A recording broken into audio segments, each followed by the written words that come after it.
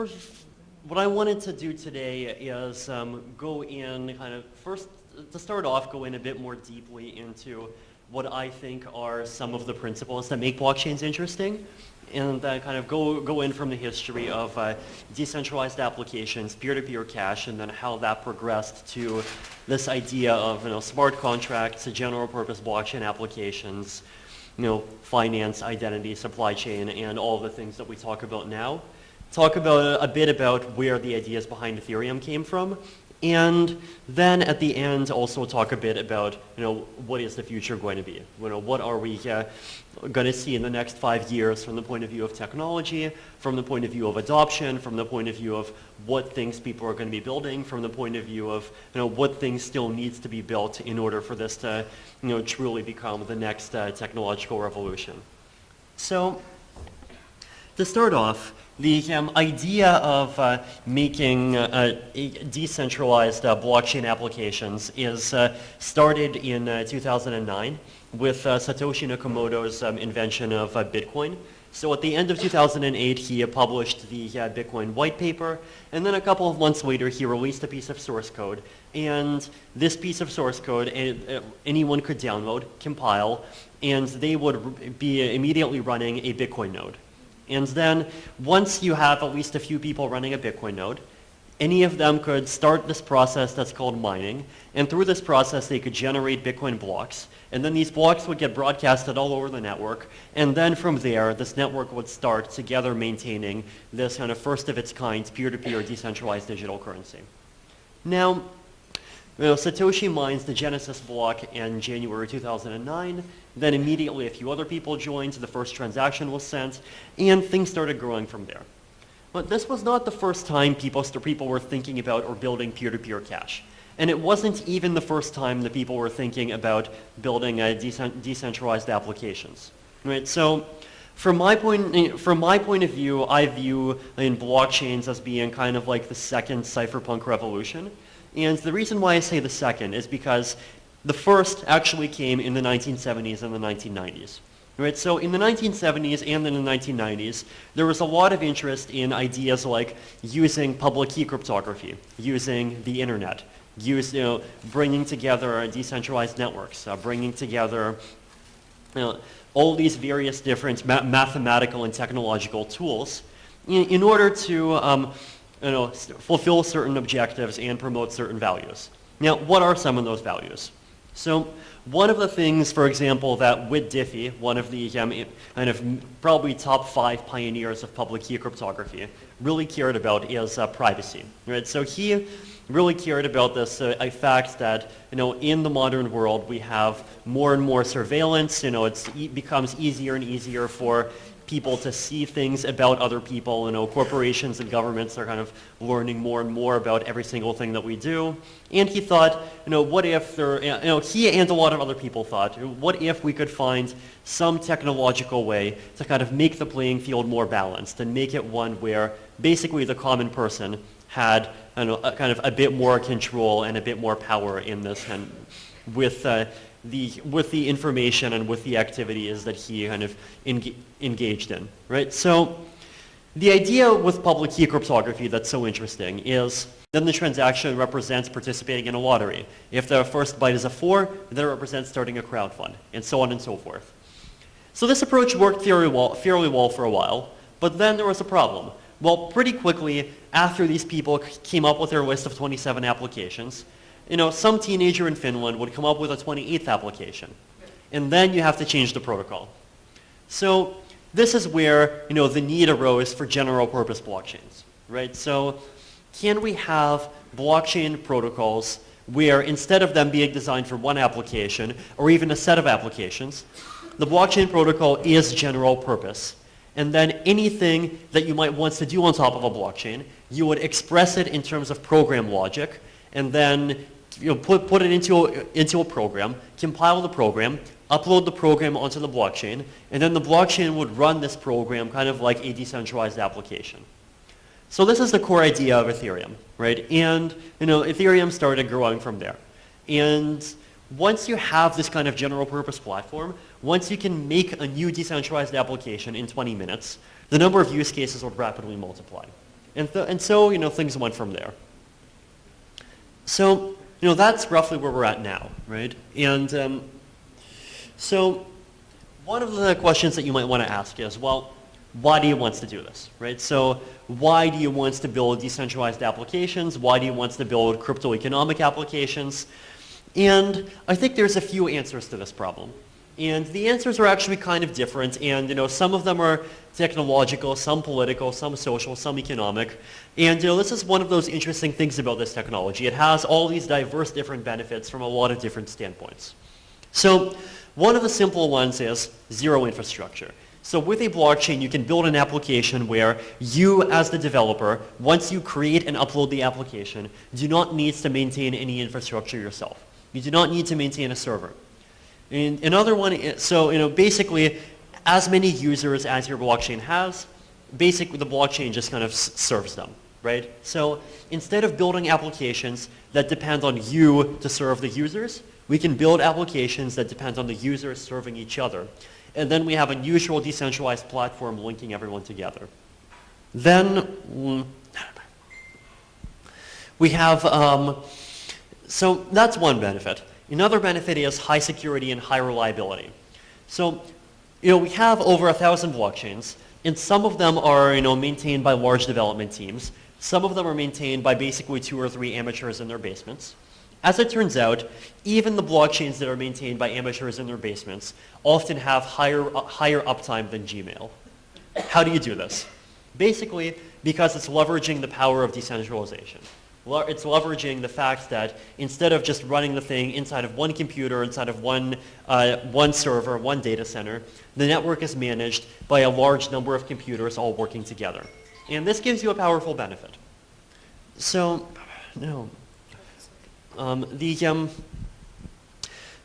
that's by itself is a powerful benefit. Then high security. How can you build an application at a cost of under $10,000 that is highly resistant to denial of service attacks? Answer, stick it on a blockchain. You cannot do this just by relying on personally on your own server. Third, difficult to attack. Global, independent of national borders. Using a blockchain-based cryptocurrency, it's just as easy to send money from Kyrgyzstan to Guatemala as it is to send money to your neighbor. It's using a smart contract on Ethereum. It's just as easy to enter into an escrow agreement or to have someone from Kyrgyzstan and Guatemala and India and New Zealand participate in a crowdfund.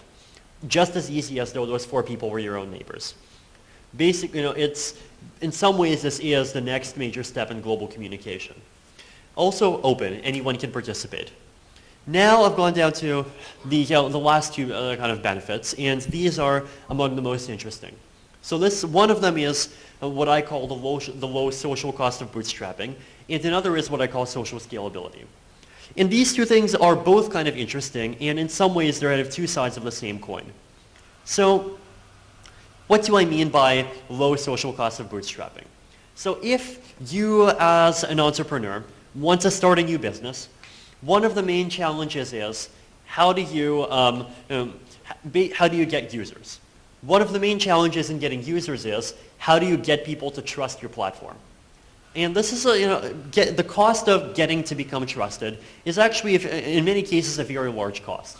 Right? So in the 19th century, one of the main reasons why banks would build these kind of very impressive big buildings in the US is that they wanted to convince their users that no, we actually are a sturdy institution that is meant to last. We're not an operation that's going to go bankrupt on you tomorrow. And so, basically just like spending a large amount of money and building these big impressive buildings was just like one way that they used to convince people that they're trustworthy. So, the human cost of becoming trusted, whether it's a cost paid in things like just making big buildings in banks, whether it's the cost of marketing, whether it's the cost of getting regulatory licenses, whether it's all sorts of different costs, is one that is fairly high. So now how does the blockchain help? Well, here's a simple illustration. Let's say that you, as an individual, wanted to participate in some financial application. You wanted to trade some kind of financial derivatives. And let's say some guy on the street, some just said, here is my Papa Joe's financial derivatives market. How many people here would be willing to trust that application and throw their money into it? Probably very few. Now, what if Papa Joe's financial derivatives market was an application that ran on a blockchain, and all of its source code was public and anyone could audit it, and by the way, it came with mathematical proofs that proved that this application would either follow an exact standardized set of rules or it would give you your money back. How many people would be more inclined to throw their money into this application now? Probably a few more, right? So this is what we mean by low social cost of bootstrapping, right? So basically, we can substitute social costs of gaining trust, ways of gaining trust that are dependent on people and processes and procedures, with computational cost of trust that depend on systems that are based on cryptography and math. So the difference is social costs of trust are dependent on people, and people get 5 to 10% more expensive every year. Computational costs of getting trust are dependent on computers. Computers get twice as cheap every 2 years. Which of those two do you want your major expenditures to be based on? I think for anyone in a business, the answer should be pretty clear. So the other side of the coin of this low social cost of bootstrapping is social scalability. So when I talk about low social cost of bootstrapping, I talk about how can we make applications that start out small. Social scalability, how do we make applications that are big? So here's what I mean. Let's say you have a village, and inside of that village you would want to build some kind of either some local community currency or some way of managing identities, or some way of recording who owns what land, some kind of registry. Who would be running it? Chances are in a village either everyone trusts the mayor, or everyone trusts the sheriff, or everyone trusts some village elders. You can generally find people that everyone is willing to trust. Now let's go up from a village to a large city. There still might be some people that a lot of people trust, but it gets harder. Go up to a country, even harder. Now let's talk about the world. How many people here are willing to trust the government of Kyrgyzstan? How many people here are willing to trust the government of North Korea? Now let's ask a different question. How many people here are willing to trust the fact that people in Kyrgyzstan like money? How many people here are willing to trust the fact that math and cryptography works in North Korea? So, this is social scalability, right? If we build applications where the story for why you should trust the application does not depend on trusting any specific individual, does not depend on trusting any specific entity, but it depends on, basically trusting these kind of things that in some ways are, kind of what, almost, the few things that globally unite us as people, then suddenly you can create applications that anyone can see basically why they should trust it. And so you can build applications where the entire world will actually be willing to build things on top of the same platform. So that's social scalability. Now, next one. Next one. So not all blockchain applications are fully decentralized, right? So there are blockchain applications where those blockchain applications actually are fully decentralized and rely on nothing but cryptoeconomics as their model of security. So there are applications where, if you look at, for example, some of these smart contract applications, one of the simplest ones is provably fair random number generation. So the idea is you can make lotteries where the rules behind the lottery and the generation of the random numbers that picks the winner is completely mathematically fair, and anyone can look at the code and look at the algorithms and see for themselves why it is mathematically fair. You do not need to trust any specific single institution or individual or entity in order to know that this thing is not going to screw you over. But there are other applications where this kind of extremely pure decentralization is not achievable. One major, in general, this tends to be a lot of applications that touch both the digital world of bits and the physical world of atoms. So, for example, let's say we talk about supply chain applications. So let's say you want to build some kind of supply chain application for, let's say, food, and you wants to know where your food comes from, and so you wants to be able to tell whether your food is likely to be high quality good food or whether it's the sort of food that's likely to be poisoned. So you could create a system where you have a bunch of records on this neutral decentralized platform of what every single participant in the network claims to have done and what each participant in the network claims to have seen and verified other people do.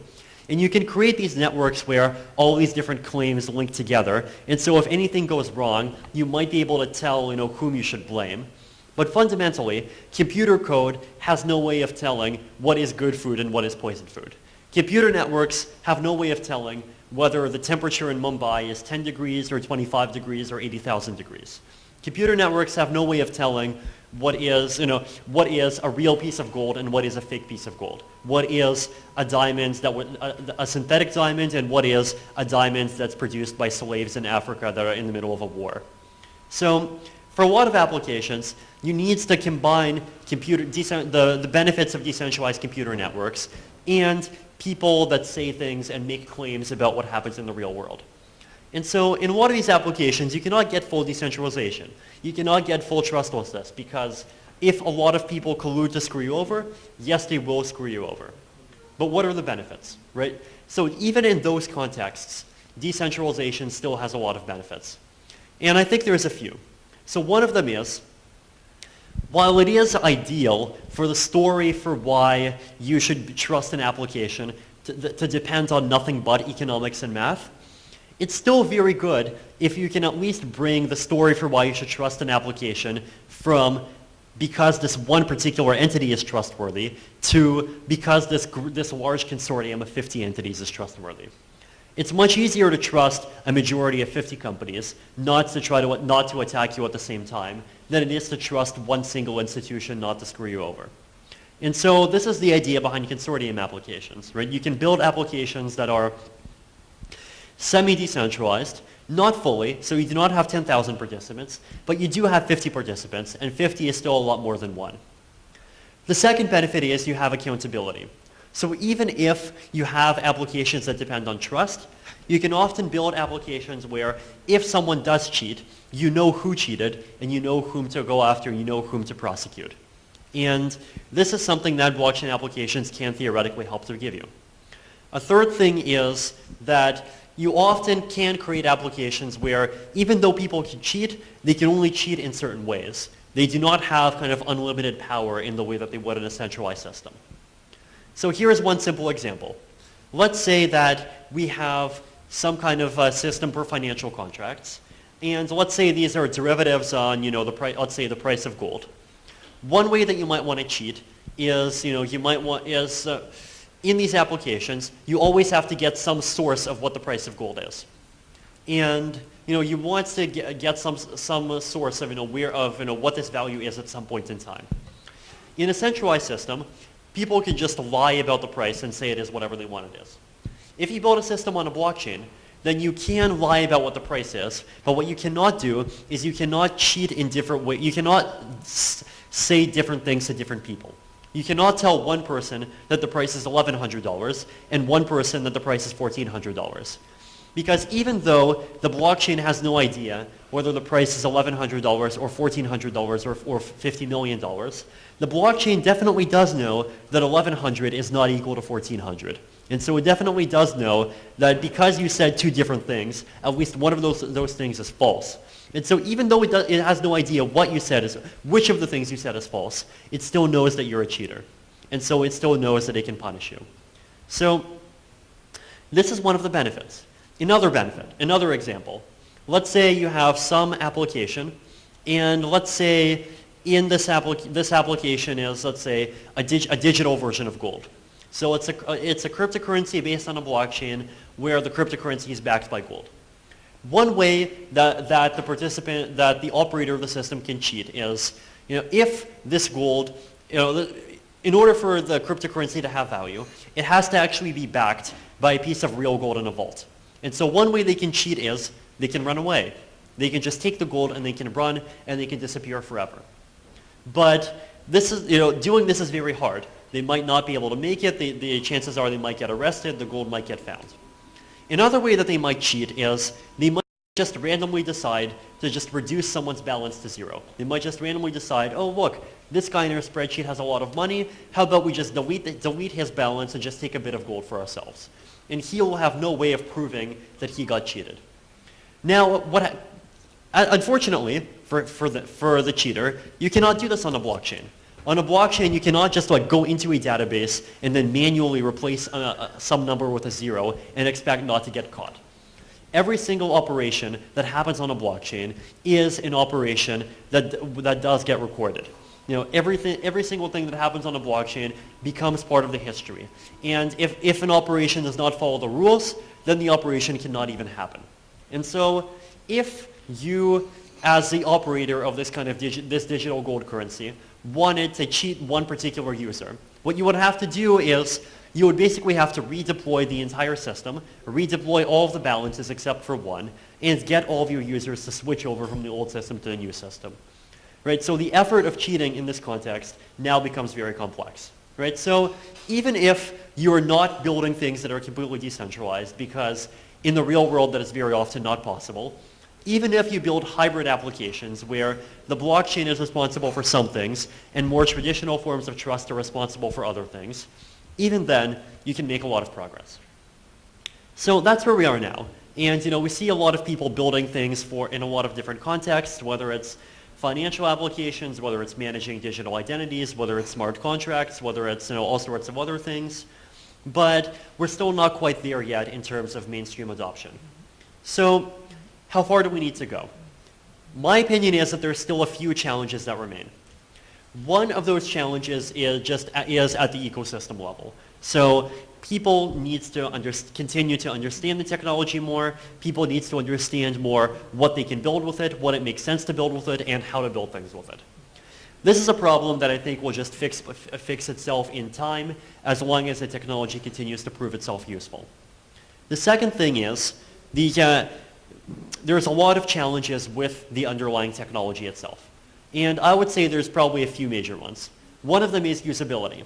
So how can we build applications where regular people can actually easily use them, and hopefully at the same time build applications that are both usable and which preserve some of the guarantees of decentralization that users would want, right? So what you want to build systems that are easy for people to use, that do not have the property, for example, that if you forget your password or you lose your phone, you lose all your money. Applications where people do not have to wait 5 hours to sync a blockchain before they can interact with other people. We want to basically build things that are clean, easy to use, and secure, and at the same time do all these things without compromising on the core ideals and principles that give these applications benefits over traditional systems. This is a challenge. Another major challenge is privacy. Blockchains by default are very public. Everything that happens on a blockchain can be downloaded by everyone. Everyone can see any single thing. For some applications, this is fine. For other applications, this is not fine. How do we create blockchain applications that take advantage of a blockchain's benefits in terms of its ability to prove the authenticity of data and prove the integrity of process, but without the side effect that everything gets revealed? So, as it turns out, there are a bunch of ways to do this. Some of them are fairly simple but less powerful. Some of them are technologically complex, involve fancy things like zero-knowledge proofs, but they're more powerful. This is still something that people need to work on. Third major challenge is scalability. Right now, Bitcoin can process 4 transactions a second. Ethereum can process 10 to 15 transactions a second. PayPal processes 2,000 transactions a second. The Shanghai Stock Exchange processes 80,000 transactions a second. In IoT, people expect 25 billion devices to be in use and be IoT enabled by the year 2025. How can a blockchain, at least a blockchain of the sort that we currently use, possibly be expected to handle all of the load? And so we need to improve the underlying blockchain technology and build platforms where those platforms actually can handle the kinds of load that we expect to exist on a large scale. this is still in progress, and there are a lot of smart people working on this problem, but we chances are need more smart people working on this problem. But so there still are quite a few challenges. Some of them on the ecosystem level, some of them in terms of adoption, some of them in terms of people like banks and governments understanding what is the technology and how they can benefit from it, and some of them from just from the underlying technology itself not being good enough at this point. But I think if we solve these challenges, we can make something interesting. Thank you.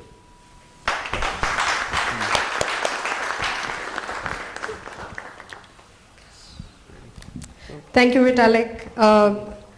Do you think? I think the main ones are the blockchain is one, then decentralized storage, so like Swarm and IPFS, then decentralized messaging, so Whisper. Then, I could imagine later on people wanting to make like decentralized lower level communication protocols. So like basically like incentivizing mesh networks and so forth, but that's more of a longer term thing. Gotcha. Then on the higher levels, I could imagine like reputation is probably one of the important applications. Then, obviously the cryptocurrency, but that's kind of already there on top of the blockchain. Those are probably the big ones. Cool. Thanks. Could you just give everybody a little explanation of IPFS? We haven't really gotten into, or Swarm as well. IPFS in very simple terms is just a decentralized network, and you can upload a file to it, and then later on anyone else can refer to the file by a hash. So anyone can take the hash of the file, and that gives you this 32-byte identifier that you can use, and anyone can kind of make a request to this network, and the network will reply back with the file. So the idea here basically is that it's a way of accessing files and a way of referring to files that is independent of any one specific computer or any one specific server. And so as long as at least someone on the network exists that still has the file and is willing to serve it, anyone who wants to download the file will be able to.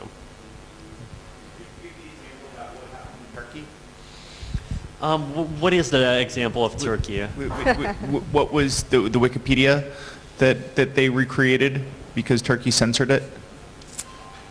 No, if you don't know it off, okay, no worries. Okay, it is possible that Vitalik forgets something also. Okay. Yeah. Yes. So if the internet breaks and if Ethereum is powerful enough, is like large enough as a community, I could imagine it just like incentivizing a new internet into existence because, miners and validators would have too much incentive to find some way to broadcast their transactions and blocks to each other. But that's more of a very long-term thing. Hi, I have a question related to energy efficiency, right? Can you explain about proof of stake, right? How it's Yes. So the idea is that because your proof of stake as a consensus algorithm is based on like virtual resources, so it's based on committing basically like a deposit of ether to various statements. It does not require large amounts of expenditure of energy in the way the proof of work does, and that's the reason why a lot of people see it as being like a much more energy efficient alternative.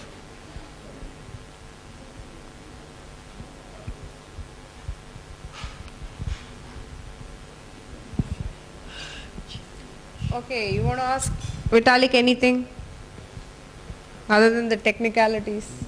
Ask him. No. No.